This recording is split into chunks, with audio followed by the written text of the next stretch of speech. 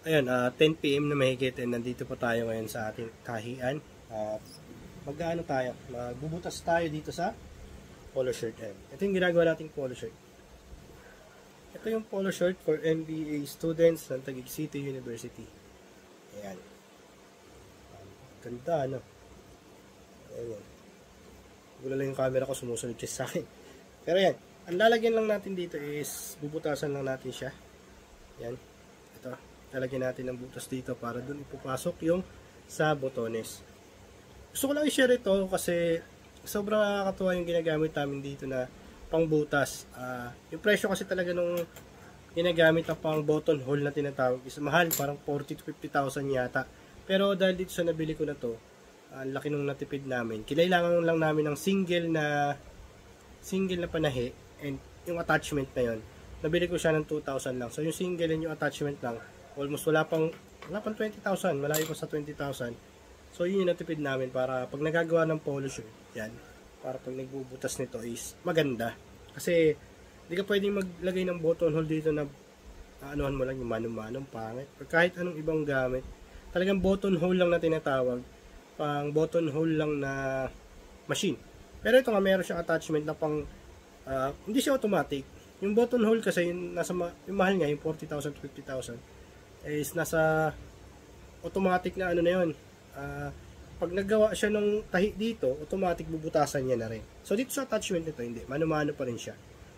And ang ginagamit natin dito is yung single lang na machine. Tapos yung karayom niya lang din, yun, normal na karayom lang din ng single na machine. Ang size nito, kung di ako nagkakamali, is yung size na sinulid is 11 na pang single. Yan, papakita ko sa inyo yung attachment dito. Yan lang yung bubutasan. Yan, ito yun. Butasan lang natin siya dito, dalawa. Yan, para, ay mali, dito pala sa isang side na to. Yan, butasan natin siya ng dalawa rito.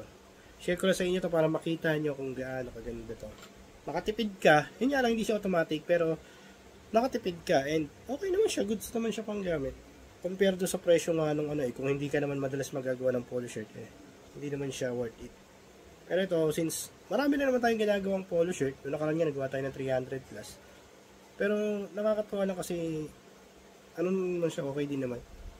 Bale, bubutasan mo na lang siya ng manual gamit yung gunting after mo siyang tahian. Magpapakita ko kung paano mo siya tatahian. Ayan, ito yung ating attachment na pang button hole. Ayan. Saan ko lang ito? Ayan.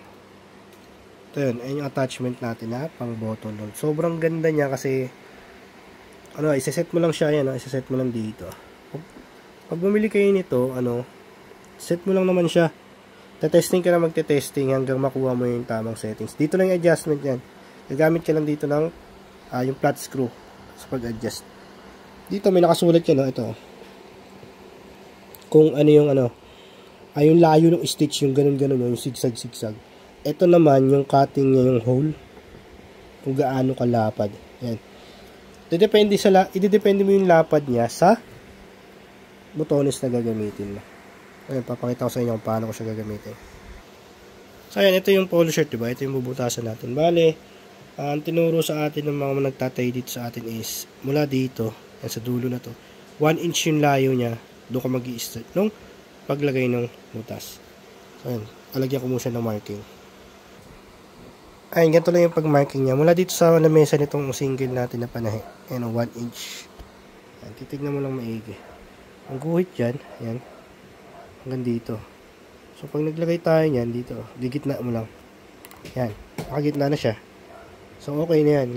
Lalagyan natin siya ng marking, diba? Igigitna mo lang. So, ayan, try na, papakita ko paano na siya lalagyan ng tahi. Ayan, lalagyan na natin siya. Ito na may marking, diba? Ano na natin siya rito. Angat lang natin yan. Tapos tatapat lang natin to. Ayan, tatapat ko lang to dyan ng pantay siya. Palagi ko siyang ginagawa rito, dito sa na to, sa attachment na to. Yung karayom, dapat babalik muna siya doon sa pangalawang linya. Ayan, sa pangalawang linya na to, may mga line to bago ko siya tatapusin. Kumbaga, dito yung starting point ko, dito na yung end point ko. Ayan. Tingnan mo lang maigi kung magpapantay. Kaya kailangan mo rin talaga ilaw. Ayan.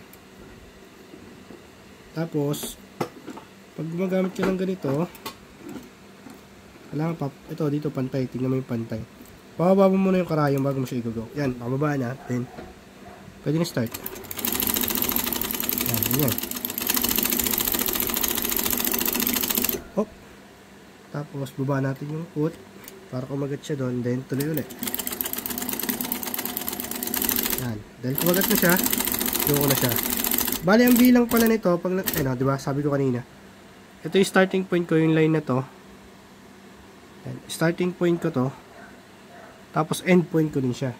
So, okay na ako dyan. Angat ko naman siya. Tanggalin ko na. Medyo bababa dapat yung karaya para magagalaw mo siya ng maayos. Ayan. Kinat ko na siya, yung mga excess na sinulid. Bali, ang ginagawa pala rito para pulido yung pagkakaano is tatlong balik niya. Pwede na rin gawin yung dalawang balik lang. Pero ako dahil gusto kong maganda yung output nito para solid talaga, ginagawa ko siya tatlong balik. So ayan, nalagyan na natin siya dito ng tahi. Lalagyan naman natin dito sa kabila. Dito naman natin yan. Ganito lang din, oh. Yan. Kung saan yung dulo ng tinahi mo, yan, kung saan yung dulo ng tahi mo na yan, kung saan yung dulo niya, 1 inch ulit yung layo, doon ka ulit maglalagay ng marking mo. Ayan. Papantay mo lang sila. Oh, ito. Yan. Okay lang yung kulay green kasi matatanggal naman. So, nalagyan ko na siya ng marking ulit. Balik na natin siya dito. And ganoon lang din ulit. Tatlong balik lang siya. Tapos mo lang yung marking mo doon sa pangalawang linya kung saan yung starting point mo. Then tignan mo lang kung gigitna siya. Ako, naayos ko talaga para hindi pangit yun. So yun, baba na natin yung karayom. Yan. Then pwede na tayo mag-start. Hawakan mo lang maigi yung polo shirt. Isang balik na tayo. Pangalawang balik. And then, pangatlong balik. Yan.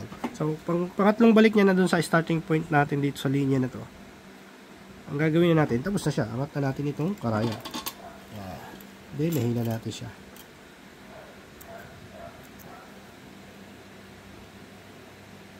Yan. Tinatanggal ko yung mga excess na sinulid para hindi pangit tignan. So, yan, di ba? Kapal ng pagkakaano niya. Ang ganda niyang tignan. Ang ganda ng output niya. Matibay. Tapos, pagka bubutasan na natin siya, yan, pwedeng itong yung gunting na maliit na rin, pwedeng ayan. Ayan na yung panggugupit mo dyan. Yan, gugupitin mo lang gamit yan. Ayan, butas na. Diba? Or kaya na, pwede na namang gunting. Pwede na namang gunting ang gagamitin mo kagaya nila. Pero mas prefer kong gamitin yung ganito kasi mas matala siya para sa akin. Ayan. At wala. Yan. Mas matalo siya gamitin. Basta wag lang tatama dun sa pinakatay kasi makapal na yan. So yan. Ito, para hindi pangit tignan, iitiman pa natin to. Kasi pangit siya tignan, diba? Dahil itim yun. Yung iba nagsasabi, meron daw pilon na itim. Pero ako wala akong mabili ngayon. Kung sa kinukuha na namin, wala namang ganun. Mas maganda kung itim kasi hindi na siya kita. Although, hindi naman siya pangit tignan kasi yung butones mo puti. Pero mas maganda kung iitim na siya. Yan. Sakto na, may butas na silang dalawa. Paglalagyan naman na siya ng butones, yan. Pagtatapatin mo lang itong dalawang to. Then, yung butas, ayan o. Diba ito yung butas? Mamarkingan mo lang yan ganyan. Markingan mo yan. Tinuro lang din sa atin to nila ate na nagtatahi dito. Yan. May marking na siya. Diyan may sisentro ngayon yung butones. Para tugman-tugma sila. Yan. So, yan yung ginagamit natin na attachment para makapaglagay ng tahi doon sa mga polo shirt.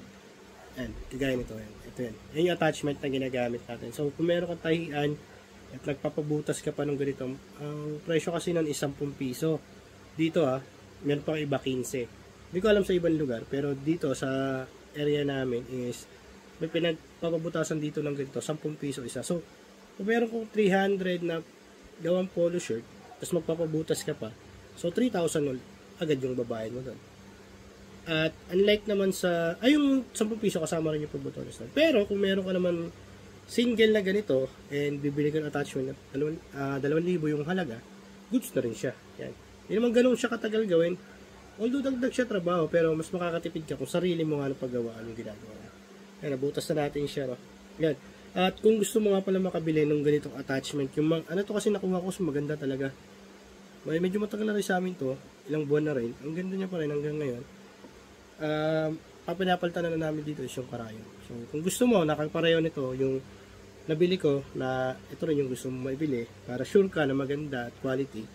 Lalagay ko sa description ng video na to yung link kung saan ko siya nabili. And kung gusto nyo nga pala magpagawa ng mga polo shirt, t-shirt, long sleeve na full sublimation, at tumatanggap po kami dito sa amin ng mga gawa. Hindi lang po kami tumatanggap dito ng mga tahe. Kasi kami nag-outsource din po kami ng ibang tahe. So, meron din mga subcon na, may mga subcon din kami mananahe na doon namin pinapasa pag medyo madami na. Dito kasi limited pa lang yung mga nagtatahi rito, no, sila ate pa lang. Kaya, ang kinukuha lang po namin is print and press. And minsan dito sa amin tinatahi, pero mas madalas na nagsasubcon ako.